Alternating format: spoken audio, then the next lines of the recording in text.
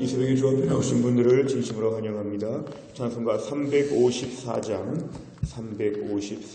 찬양하면서 새벽 기도를 시작하겠습니다.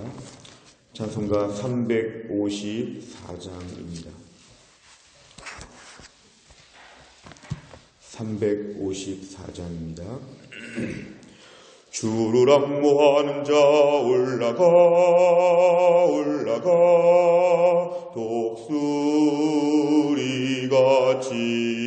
모든 싸움 이기고 근심 걱정 벗은 후 올라가 독수리같이 주와 안무하는 자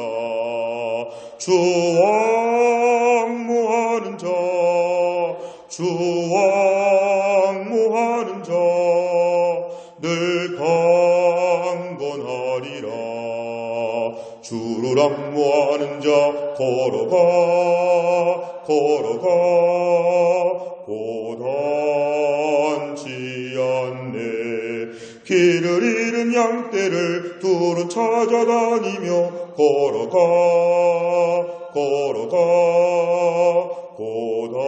고단치 않네. 주와 안무하는 자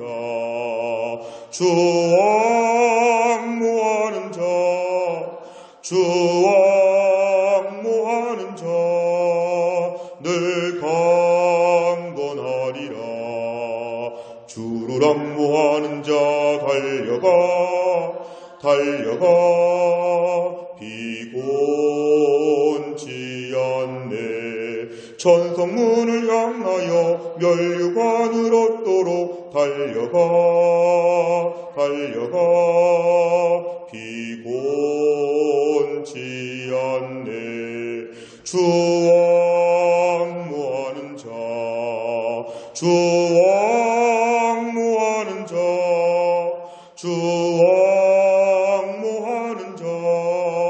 늘 강건하리라. 주를 안무하는 자 올라가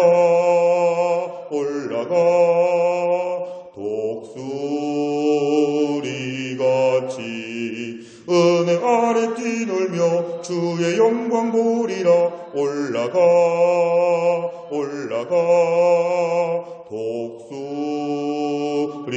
독수리같이 주와 안무하는 자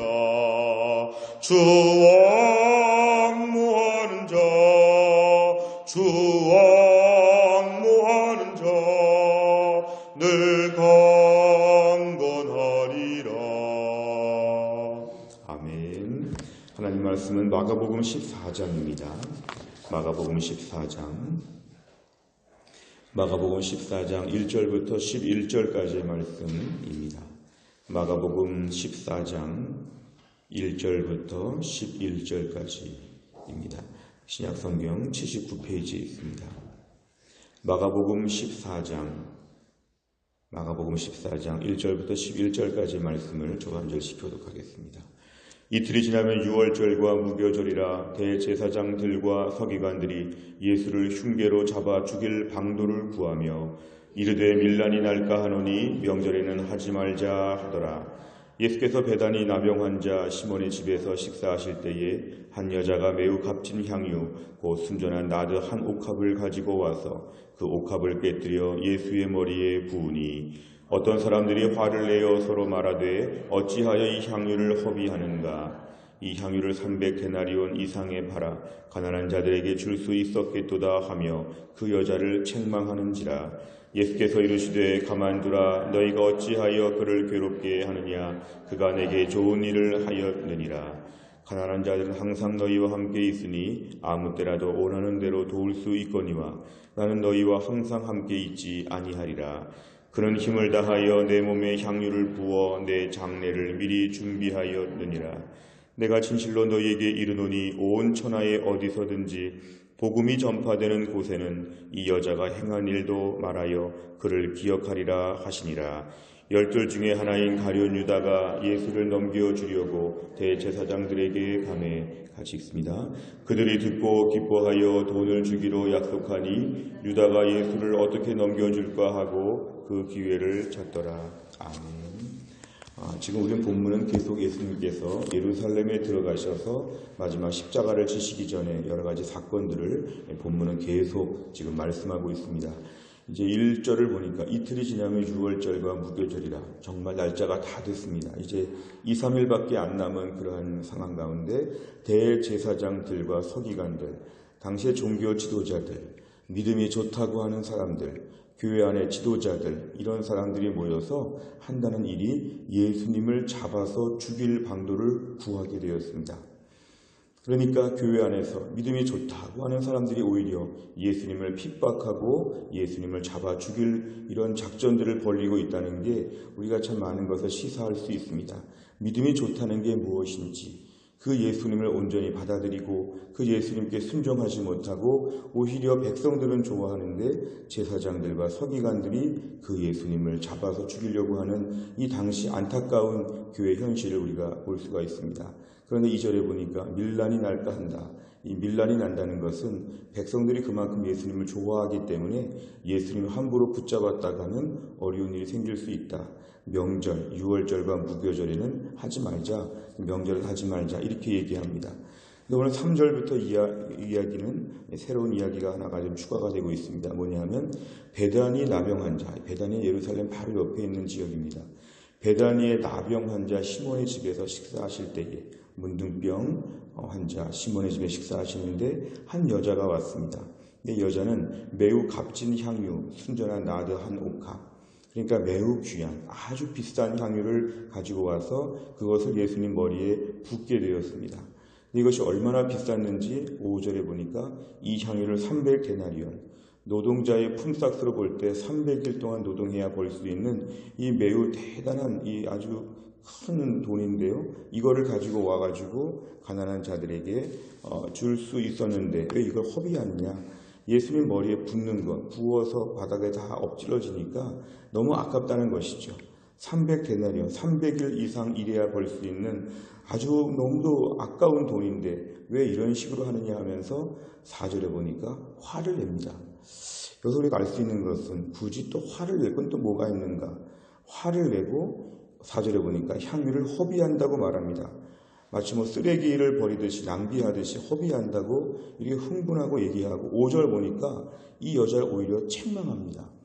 사실 예수님이 십자가 지러 오셨고 십자가에 지금 장면이 다가오고 있는 때에 이 안타까운 정말 장례의 마음을 가지고 분위기가 몰아가고 있는데 전혀 알지 못한 채 오히려 그 여자, 예수님이 지금 6절에서 칭찬하고 계시는데 이 여자를 오히려 책망하면서 뭔가 난처하게 지금 만들고 있습니다.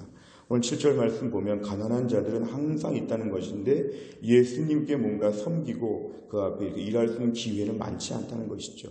오늘 본문에 가난한 자들에게 아무리 그걸 갖다 팔아준다고 해도 또 가난하고 그 다음날 되면 또 배고프고 또 돈이 떨어질 텐데 예수님의 십자가 사건을 앞에 두고 이거는 정말 전무후무한 유일한 사건이기 때문에 오늘 여자의 이 일은 매우 귀한 일이다. 오늘 7절에 8절에 예수님은 이 여자를 칭찬하고 있습니다. 8절 끝에 보니까 내 장례를 미리 준비하였느니라. 오늘 다 예수님께서 이것이 의미가 있다고 참 잘하였다고 말씀합니다. 오히려 9절 이하를 보니까 이 여자가 행한 일이 오히려 계속 기억될 것이다. 또 오늘도 우리가 이 말씀을 기억하는 것은 이 여자의 행위가 오늘날 우리까지도 2000년 넘어서까지도 계속 기억되는 일로 오늘 주님 미리 말씀하셨습니다.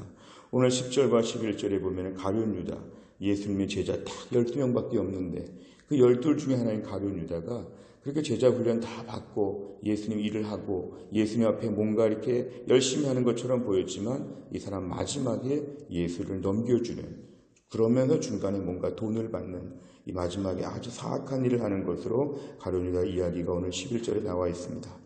우리가 오늘 본문을 중심으로 내용 관찰해 보시면 대제사장들과 서기관들 가룟 유다는 어떤 흉계를 꾸몄습니까?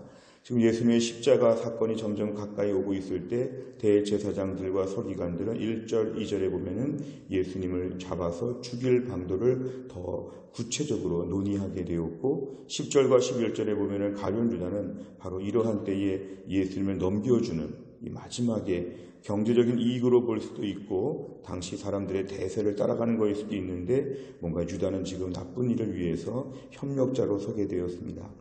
두 번째를 보면 여인이 향유 옥합을 깨뜨렸을 때 사람들과 예수님은 어떤 반응을 보였습니까? 3절부터 8절까지 이 중간에 들어있는 말씀 보면은 사람들의 반응은 매우 분노했죠. 분노할 것까지는 없는데 4절에 보니까 분노하고 그 이유는 낭비한다고 생각합니다. 가난한 자들을 좀 도와주지. 어떻게 보면 믿음 좋은 것처럼 보이지만 오늘날 하나님께 드릴 것이 더 중요합니다. 오늘 교회가 사회복지단체인 것처럼 구호단체인 것처럼 세상을 향해서 가난한 자들을 계속 도와줄 때 좋은 교회라고 평가받을 수 있지만 그것은 우선순위에서는 뒤로 밀리는 것입니다. 교회는 첫째로 하나님을 섬기고 예수님을 섬기는 일이 더 본질적인 사역입니다. 오늘날도 계몽주의 이후에 많은 자유주의 신학자들은 사회 구원을 얘기하면서 교회는 무엇이든지 간에 가난한 자들, 어려운 자들만 도와주면 된다. 사회복지단체로만 가면 된다고 하면서 교회가 하나님께 드리는 것을 아까워하고 교회의 본질적인 전도와 이런 복음 사역에 대해서는 매우 낭비하는 것처럼 보는 경향들이 참으로 많습니다. 이 시대가 지금 그렇습니다. 언론에서도 가난한 자들에게 300데나리온 팔아 도와주면 뉴스에 나오면서 칭찬하지만 전도하고 복음을 강조하면 뉴스에 나오지도 않지요. 그냥 세상은 복음에 부정적이기 때문에 그렇습니다. 우리가 오늘 이 말씀 앞에서 화를 내면서 책망하면서 흥분하는 이러한 세대 가운데 우리가 살고 있다는 걸 분명히 알아야 됩니다. 사람들, 가난한 사람, 어려운 사람 도와주는 게 더 중요한 목적이 아니고 이걸 예수님께 드리고 하나님께 바치는 것이 더 교회의 본질적인 사명인 것을 기억하고 이 일의 중요성을 교회는 강조해야 됩니다. 세 번째를 보면 예수님께서는 왜 향유를 부은 여인에 대해 그가 내게 좋은 일을 했다고 하셨습니까? 오늘 예수님이 칭찬하신 것입니다. 참 잘했다는 것입니다. 남들이 아무도 알지 못하는 예수님의 십자가 죽으심 장례 일정이 지금 다가오고 있을 때 이 여인이 이것을 미리 준비한 것은 예수님이 참 좋은 일을 했다. 다른 말로 하면 참 잘했다고 오늘 예수님께서 지금 칭찬하시는 것입니다. 아름다운 일을 했다고 영어 성경에는 번역되어 있습니다. 너무 아름답고 귀한 일을 잘 감당했다. 예수님이 칭찬하고 있습니다. 결국 이 여인은 이 당시 분위기, 앞에 1절과 2절 분위기를 보면은 제사장들과 서기관들은 예수님을 잡아 죽이려고 하고 본문의 끝부분 10절과 11절에 보면 유다는 예수님을 넘기려고 하고 뭔가 이러한 분위기 속에서도 여인은 믿음의 소신이 있었습니다. 우리가 오늘날 믿음으로 사는 것은 영적인 용기가 필요합니다. 하나님께 나와 예배하고 헌신하고 봉사하는 것, 사실 한국 문화에 체면 문화가 많기 때문에 남들이 뭐라고 볼까 하면서 전부 다 눈치 보면서 일을 하지 않습니다. 더 기도하고 더 섬기고 더 봉사하고 이런 자리에 나오지 않고 더 뒤로 가서 튀는 것을 싫어하죠. 오늘 본문의 여자는 매우 튀는 행동을 지금 했습니다. 그냥 평범하게 뒤에서 기도나 하고 가만히 있지 이렇게 앞에서 기름을 깨뜨리고 향유를 붓고 하는 것은 남들 앞에 유별난 행동처럼 보였습니다. 그러나 이 여자의 이 행위가 오늘 예수님 마지막 이 십자가 일정에 있어서는 매우 중요한 의미가 있었습니다.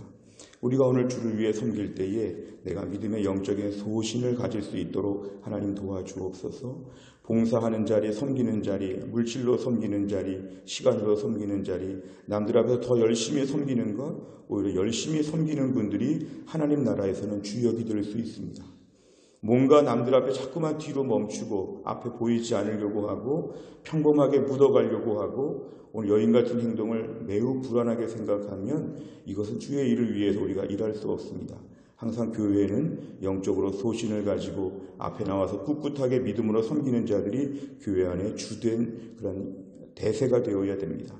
오늘 여인의 행동을 예수님이 칭찬하셨는데 예수님의 장례를 미리 준비한 귀한 행동이 되었습니다.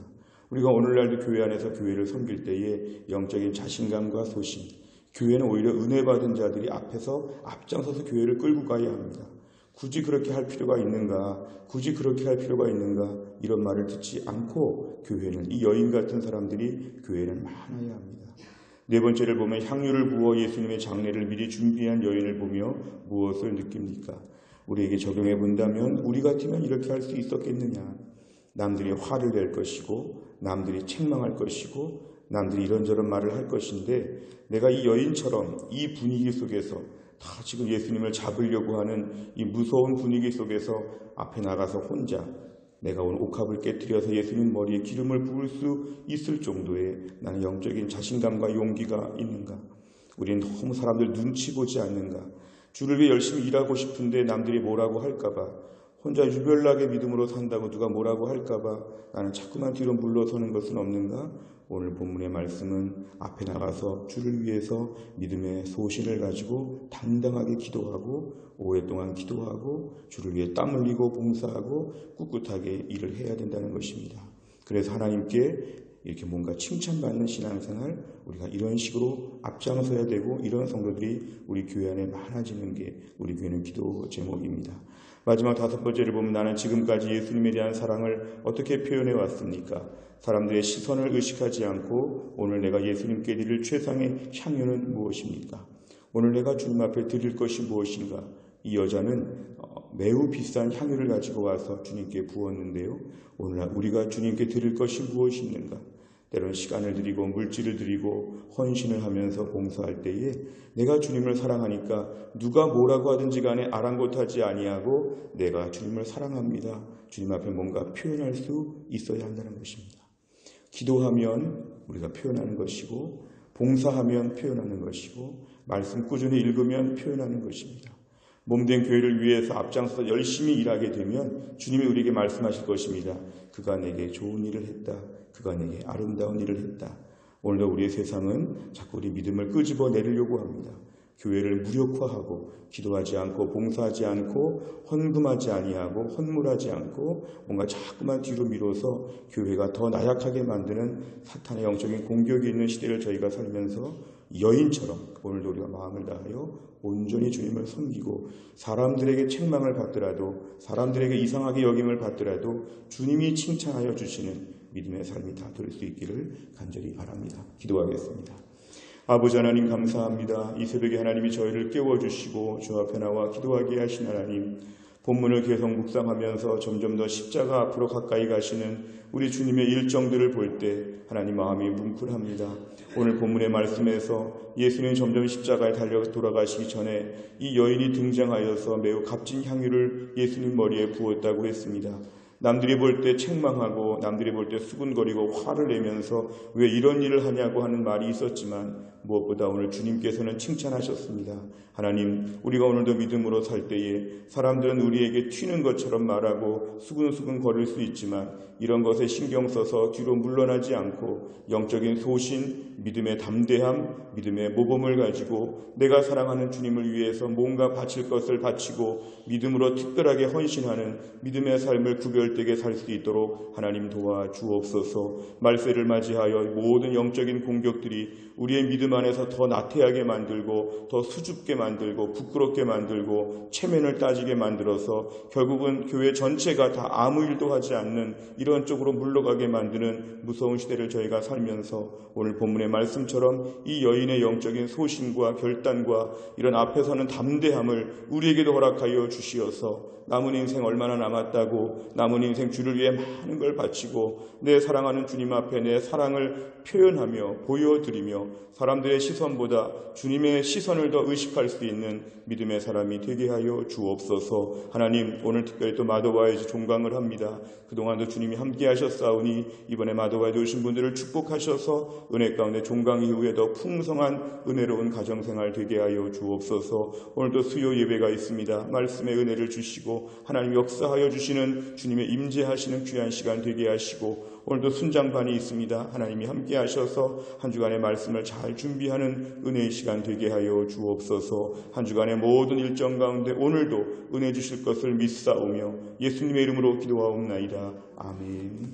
우리가 수요일의 백대 기도 제목은 양육과 훈련을 통한 성도들의 영적인 성숙과 성장을 위해서 43번부터 56번까지 내용으로 우리가 기도합니다. 43번부터 56번까지 내용입니다.